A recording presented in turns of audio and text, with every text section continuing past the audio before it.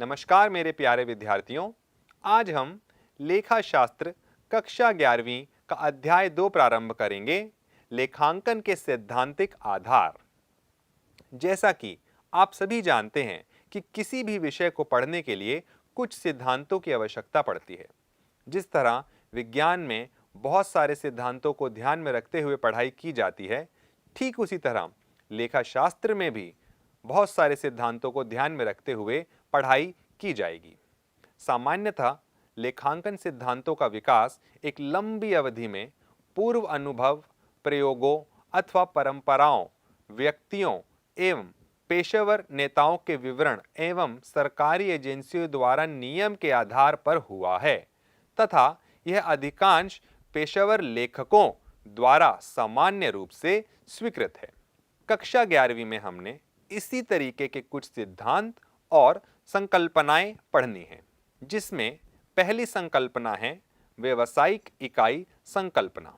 इस संकल्पना के अनुसार व्यवसाय का अपने स्वामी से बिल्कुल अलग एक स्वतंत्र अस्तित्व है, अर्थात लेखांकन के उद्देश्य से व्यवसाय व उसके स्वामी दो अलग अलग अस्तित्व वाली इकाइयां मानी जाती हैं।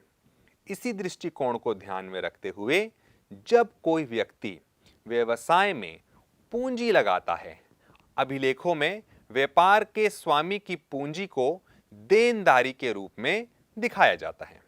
ऐसा माना जाता है कि स्वामी एक इकाई है और व्यवसाय दूसरी इकाई है। परंतु ध्यान रहे, व्यवसाय में लेखांकन अभिलेख व्यापार के दृष्टिकोण से करे जाते हैं। ध्यान रहे, व्यवसाय में लेखांकन व्यापार के दृष्टिकोण से करे जाते हैं, ना कि स्वामी के दृष्टिकोण से। अब दूसरी संकल्पना का नाम है मुद्रा मापन संकल्पना। मुद्रा मापन की संकल्पना यह उल्लेख करती है कि किसी संगठन में केवल उन्हीं घटनाओं का अभिलेखन पुस्तकों में किया जाएगा जिनको मुद्रा में नापा जा सकता है। वह सभी लेन देन या घटनाएं जिनको मुद्रा के रूप में प्रदर्शित नहीं किया जा सकता, जैसे प्रबंधक की नियुक्ति, संसाधनों की योग्यता इत्यादि, इनको लेखांकन अभिलेखों में स्थान प्राप्त नहीं कराया जाता, क्योंकि इनको मुद्रा में बांटना शायद असंभव है। एक फैक्ट्री 50 लाख की है, यह मुद्रा में नापा जा सकता है, परंतु वह फैक्ट्री कितनी अच्छी जगह पर स्थित है, यह मुद्रा में नहीं नापा जा सकता। अब हम अपनी अगली संकल्पना पे चलते हैं, जिसका नाम है सतत व्यापार संकल्पना। इस संकल्पना के अनुसार ऐसा माना जाता है कि व्यवसाय लंबे समय तक चलेगा और यह भी कहा जा सकता है कि वह निकटतम भविष्य में बंद नहीं होगा। यह एक बहुत ही महत्वपूर्ण अवधारणा है, क्योंकि हमने पहले भी पढ़ा है कि परिसंपत्तियों को दो तरीके से विभाजित किया जा सकता है, चालू या गैर चालू। गैर चालू संपत्तियां एक साल से ज्यादा समय के लिए व्यवसाय में रहती हैं और चालू संपत्तियां एक साल से पहले पहले रोकड़ अथवा कैश में बदल ली जाती हैं।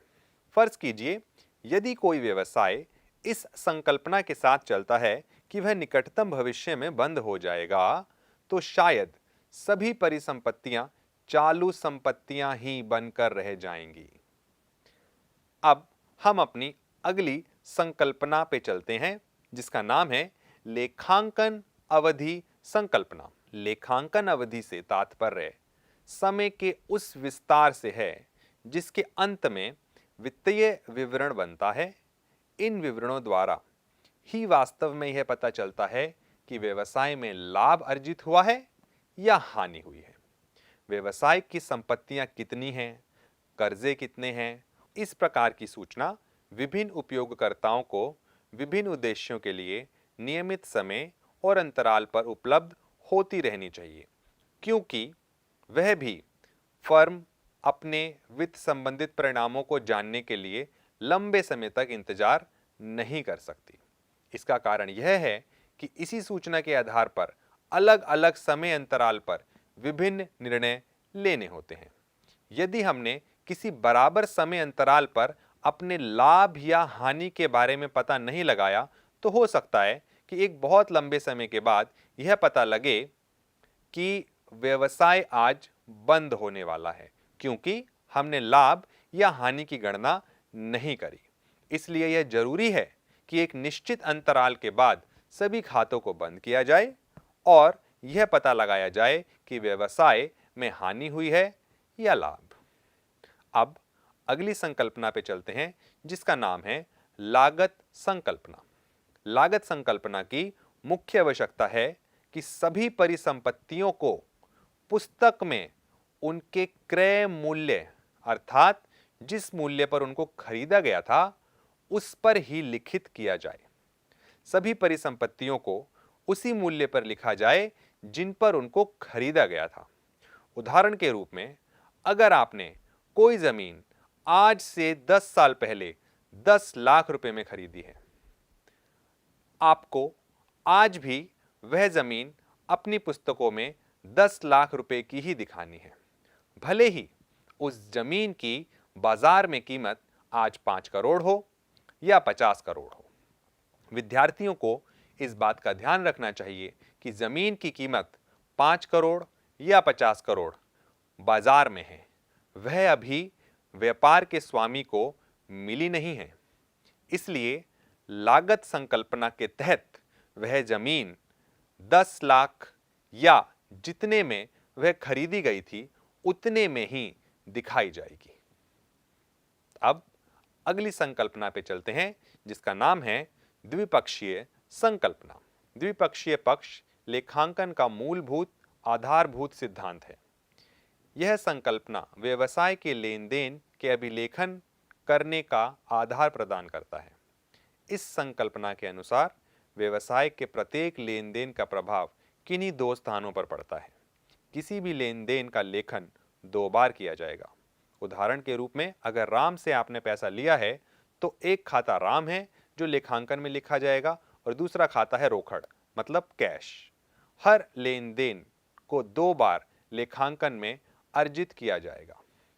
इस संकल्पना को लेखांकन के आधारभूत समीकरण के रूप में प्रदर्शित किया जा सकता है।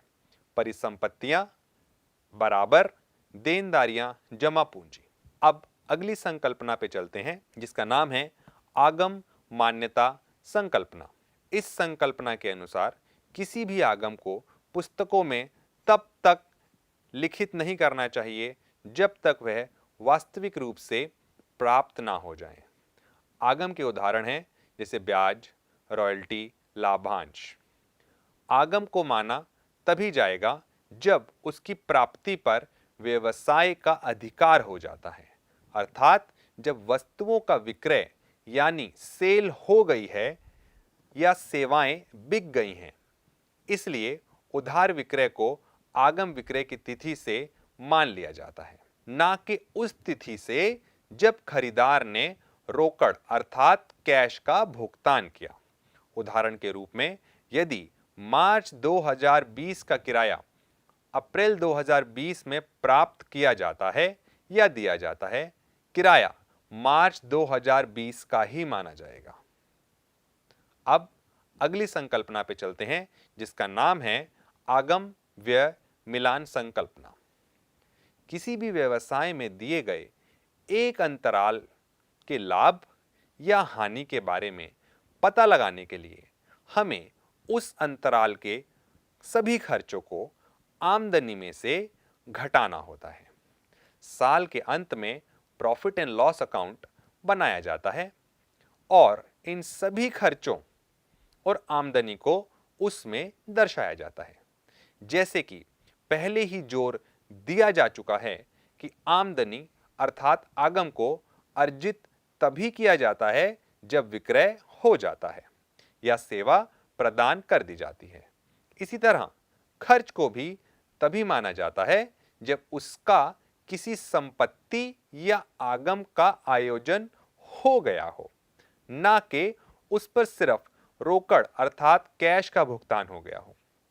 अगर हम कम शब्दों में बात करें तो निष्कर्ष यह निकलता है कि आमदनी में से उसी अंतराल के खर्चे को घटाया जाए जिस अंतराल की वह आमदनी है। उदाहरण के रूप में 2018 की आमदनी में से 2018 वर्ष के ही खर्चे घटाए जाएंगे। आइए चलते हैं अगली संकल्पना पे, जिसका नाम है पूर्ण प्रस्तुतिकरण संकल्पना। वित्तीय विवरण द्वारा उपलब्ध कराई गई सूचना का प्रयोग विभिन्न प्रयोगकर्ता जैसे निवेशक, बैंक, ऋणदाताओं के रूप में माल की पूर्ति करने वाले विभिन्न प्रकार के देनदार या माल खरीदने वाले लेनदार पूर्णतः हमारे लेखांकनों पर निर्भर होते हैं, क्योंकि हमारे लेखांकनों का प्रस्तुतिकरण उनके निर्णय पर सीधा प्रभाव डालते हैं। इसलिए यह बहुत आवश्यक हो जाता है कि विभिन्न आर्थिक निर्णयों में सहायक की भूमिका निभाने वाले यह विवरण सही हों, पर्याप्त हों और पूर्ण सूचनाओं को प्रस्तुत करें। इस संकल्पना के अनुसार व्यवसाय के सभी वित्तीय प्रदर्शन हमारे लेखांकन में प्रस्तुत होने चाहिए, जैसे कि profit and loss account, balance sheet इत्यादि सभी सूचनाओं के सारपूर्ण प्रस्तुतिकरण को सुनिश्चित करने के लिए बनाए जाते हैं। चलिए अगली संकल्पना पे चलते हैं, जिसका नाम है समनुरूपता। इस संकल्पना का कहना यह है कि किसी भी व्यवसाय द्वारा वित्तीय विवरण में जो भी सूचनाएं दी जाती हैं वह तभी उपयोगी होगी जब उनका तुलनात्मक अध्ययन संभव हो, अर्थात एक वर्ष के विवरणों को दूसरे वर्ष के विवरणों से तुलना की जा सके, जो सिर्फ और सिर्फ तभी संभव है जब लंबे समय तक एक फर्म अपने खातों के लेखांकन में प्रयोग में लाई जाने वाली नीतियों व अभ्यासों में एक लंबे समय तक समानता अपनाए रखें। इस संकल्पना को अच्छे से समझने के लिए मान लीजिए एक निवेशक किसी व्यवसाय के वर्तमान वर्ष के वित्तीय प्रदर्शन की तुलना पिछले वर्ष के प्रदर्शन से करना चाहता है। इसलिए वर्तमान वर्ष के शुद्ध लाभ की तुलना पिछले वर्ष के लाभ से होनी चाहिए। लेकिन यदि पिछले वर्ष में मूल्यह्रास, जिसको हम डेप्रिसिएशन भी कहते हैं, को निर्धारित करने के लिए जो विधि लगाई गई थी इस वर्ष में अलग है, तो शायद निवेशकर्ता के निर्णय में परिवर्तन आ सकता है। यह स्थिति तब भी उत्पन्न हो सकती है यदि दोनों वर्षों में स्टॉक के मूल्यांकन के लिए अलग अलग विधियों का प्रयोग किया गया होगा। ऐसा नहीं है कि समानरूपता की संकल्पना लेखांकन नीतियों में परिवर्तन वर्जित करती है, लेकिन यह आवश्यक है कि इनमें किसी भी परिवर्तन की संपूर्ण सूचना विवरणों में उपलब्ध हो। अगली संकल्पना है रूढ़िवादिता की संकल्पना। यह संकल्पना बहुत ही सावधानी से लेखांकन को बनाने की नीति पर आधारित है तथा लेन देन को पुस्तकों में लिखते समय सावधानी व विवेक के प्रयोग को दर्शाती है। इसके अनुसार किसी भी व्यापार की आय का अनुमान लगाते हुए ऐसी सावधानी बरतनी चाहिए कि व्यापार के लाभ अनावश्यक रूप से बढ़े हुए ना दिखाई दें, क्योंकि यदि लाभ अनावश्यक कारणों से बढ़े हुए दिखाई दिए तो वह लाभ लाभांश की तरह बांटना पड़ सकता है, जो व्यापार की पूंजी में कमी ला सकता है। वहीं दूसरी तरफ सभी हानियां जिसकी दूरस्थ संभावना हो, अर्थात अगर कोई हानि है जिसके होने की आशा भविष्य में है, उन हानियों को लेखा पुस्तकों में पर्याप्त प्रावधान दिया जाना चाहिए। मान लीजिए अंतिम स्टॉक का मूल्यांकन करते समय अगर यह पाया जाता है कि उसका बाजार मूल्य उसके वास्तविक मूल्य से कम है, तो उस स्टॉक को बाजार मूल्य या कम मूल्य पर ही लेखांकन में लिखा जाएगा। चलिए अगली संकल्पना पे चलते हैं, जिसका नाम है सारता की संकल्पना। इस संकल्पना के अनुसार लेखांकन करते समय केवल उन्हीं महत्वपूर्ण तथ्यों पर ही ध्यान देना चाहिए जिन तथ्यों का प्रस्तुतिकरण आय को निर्धारित करने में महत्वपूर्ण भूमिका नहीं निभाता है। उनके लेखांकन में प्रयासों को व्यर्थ नहीं करना चाहिए। अब प्रश्न यह उठता है कि किन तथ्यों को महत्वपूर्ण माना जाए और किन तथ्यों को महत्वपूर्ण नहीं माना जाए।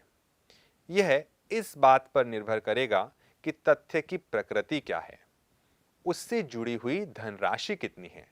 यदि कोई तथ्य ऐसा है जिसकी सूचना से किसी उपयोगकर्ता के निर्णय पर प्रभाव पड़ता है, वह तथ्य लेखांकन में शामिल किया जाएगा। आखिरी संकल्पना जो कक्षा 11वीं में सिखाई जाएगी वह है वस्तुनिष्ठता। इस संकल्पना के अनुसार लेखांकन को लेखाकार व अन्य प्रभावशाली व्यक्तियों के पूर्वाग्रहों से मुक्त होना चाहिए। यह तभी संभव है यदि प्रत्येक लेन देन को सहायक दस्तावेज यानी सपोर्टिंग डॉक्यूमेंट के साथ ही स्थापित किया जाए। उदाहरण के रूप में किसी मशीन की खरीद पर भुगतान के समय प्राप्त नगद रसीद उस मशीन की लागत का दस्तावेजी साक्ष्य बनकर लेन देन का आधार प्रदान करती है। चलिए विद्यार्थियों, अब सीखते हैं लेखांकन प्रणाली। लेखांकन की प्रणालियों को सामान्यतः दो भागों में विभाजित किया गया है, द्वि अंकन प्रणाली, एक अंकन प्रणाली। जैसे कि हम पहले भी चर्चा कर चुके हैं, आमतौर पर लेखांकन को द्वि अंकन प्रणाली के द्वारा ही बनाया जाता है।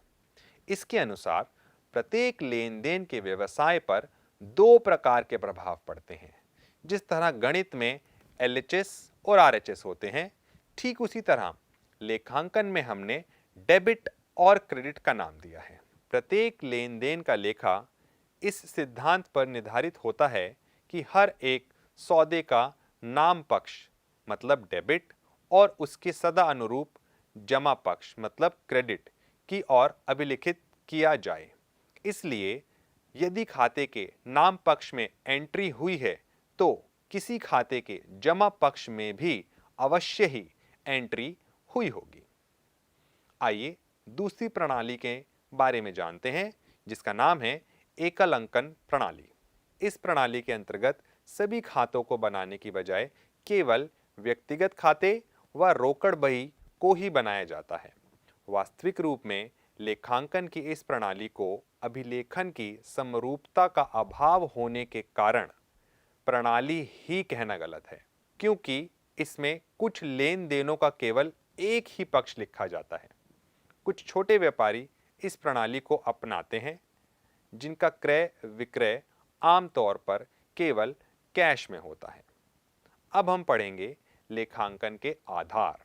लेखांकन के मुख्यतः दो आधार हो सकते हैं, नगद आधार और उपार्जन आधार। नगद आधार पर लेखांकन करते समय पुस्तकों में कैश के लेन देन की ही एंट्री की जाती है। पैसा प्राप्त हो जाने पर या पैसा चले जाने पर ही इनको लेखांकन में शामिल किया जाता है। यह प्रणाली आसान होने के बावजूद भी अधिकतर संगठनों के लिए उचित नहीं है, क्योंकि लाभ की गणना करने के लिए यह सिर्फ कैश के लेन देन का ही लेखांकन कर रही है। लेखांकन यदि उपार्जन आधार पर किया जाए तो लेन देन के समय ही यह मान्यता दे दी जाती है कि उनके वास्तविक प्राप्ति या भुगतान का समय क्या है। नगद प्राप्ति करना, नगद प्राप्ति के अधिकार और नगद भुगतान व नगद भुगतान की अनिवार्यता के बीच अंतर किया जाता है। इसलिए इस प्रणाली के अनुसार लेन देन के मौद्रिक प्रभाव का लेखा खातों में उपार्जन के समय के अनुसार किया जाता है। यह हर व्यवसाय के लाभ की गणना का अधिक श्रेष्ठ आधार है। अब हम पढ़ेंगे लेखांकन मानक। लेखांकन मानक ICAI, जो हमारे देश के लेखांकन की पेशेवर संस्था है, द्वारा जारी किए गए विवरण हैं। लेखांकन मानक लिखित प्रलेख हैं जो वित्तीय विवरण में लेखांकन, लेन देन की पहचान, मापन, प्रस्तुतिकरण तथा प्रकृतिकरण के नियमों को बताता है। क्योंकि वित्तीय विवरण की तुल्यता बहुत जरूरी है, इसलिए एक देश को चाहिए कि वह सभी किसी समान नीति का पालन करते हुए लेखांकन करें। इसलिए ICAI ने ऐसे कुछ लेखांकन मानक दिए हैं जिनको अधिकतर सभी संगठन मानते हैं। इन मानकों की कुछ आवश्यकताएं हैं, जैसे विभिन्न उपयोगकर्ताओं को सूचना विस्तारित करना। हमारी लेखांकन सूचनाएं विभिन्न उपयोगकर्ताओं की जरूरतों को तभी पूरा कर सकेगी जब उन सभी में एक रूपता हो। इसलिए ऐसे मानकों का होना बहुत जरूरी है। अगर लेखांकन मानकों की उपस्थिति हो तो वित्तीय विवरणों की अंतर कंपनी तथा अंतर कंपनी तुलनात्मकता में सहायता भी मिलेगी, परंतु इन मानकों की कुछ सीमाएं भी हैं। जैसे इन मानकों का बड़ा ही दृढ़ता से पालन किया जाता है, जिनके कारण इनको लागू करने में लोचशीलता नहीं आ पाती, और वर्तमान कानून की सीमा के भीतर ही मानकों का निर्माण आवश्यक है। इसलिए यह कानून को प्रत्यादेश नहीं दे सकते। यह सभी लेखांकन मानक एकल स्वामित्व इकाई, साझेदारी फर्म, समितियां, ट्रस्ट, हिंदू अविभाजित परिवार, व्यक्तियों का संघ, सहकारी समितियां और कंपनियां, इन सभी पर लागू किए जाते हैं। अब हमारा अगला कदम है IFRS को समझना। वैश्वीकरण, उदारीकरण एवं निजीकरण की मदद से अर्थव्यवस्था को अच्छी गति प्रदान हुई, जिसके कारण व्यापार देश विदेशों तक फैला। एक देश का व्यापारी दूसरे देश के व्यापारी से क्रय विक्रय कर सकता है। अब दो देश आपस में एक दूसरे से व्यापार करते हैं तो यह जरूरी हो जाता है कि उन दोनों के लेखांकन में समानता हो। इसलिए इस वैश्वीकरण के दौर में हमारी लेखांकन प्रक्रिया में IFRS की एक खास आवश्यकता है। वित्तीय विवरणों के आधार पर महत्वपूर्ण आर्थिक निर्णय लिए जाते हैं। हेरफेर से बचने के लिए ऐसे तरीकों की आवश्यकता है जिससे ऐसे हेरफेर की पहचान आसानी से की जा सके। वह वित्तीय विवरणों में सूचना को कैसे प्रस्तुत किया जाना है जाना जा सके। विश्व के दो देश जब आपस में व्यापार करते हैं तो उनकी लेखांकन की तुलना का आधार हमें IFRS देता है और साथ ही साथ में वैश्विक निवेश को सुगम बनाता है। अब इस अध्याय का आखिरी चरण है वस्तु एवं सेवा कर, जिसको हम आमतौर पे GST कहते हैं। हमारे देश की सरकार ने एक देश एक कर के मूल मंत्र का अनुसरण करते हुए 1 जुलाई 2017 को GST को लागू किया ताकि निर्माताओं, उत्पादकों, निवेशकों और उपभोक्ताओं के हितों के लिए माल, वस्तुओं और सेवाओं का सुगम प्रचालन हो सके। GST के लागू होने से केंद्र एवं राज्य द्वारा पारित बहु अप्रत्यक्ष कर निरस्त कर दिए गए, जिसके परिणाम स्वरूप संपूर्ण देश एक संयुक्त बाजार में परिवर्तित हो गया है। GST के 3 प्रमुख तत्व हैं: CGST, SGST, IGST।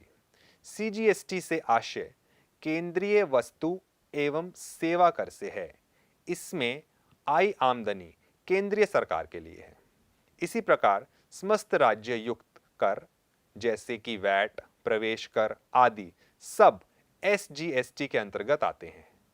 GST के लागू होने से सेवा कर, उत्पाद कर, केंद्रीय बिक्री कर, सीमा शुल्क व प्रवेश कर, चुंगी, विलासिता कर, इन सभी को हटा दिया गया है। IGST से आशय संयुक्त वस्तु एवं सेवा कर से है। IGST के अंतर्गत संग्रहित राजस्व केंद्रीय और राज्य सरकार के मध्य पूर्व निर्धारित दर पर विभाजित किया जाता है। और इस तरह हमारा अध्याय 2 यहाँ संपन्न होता है। धन्यवाद।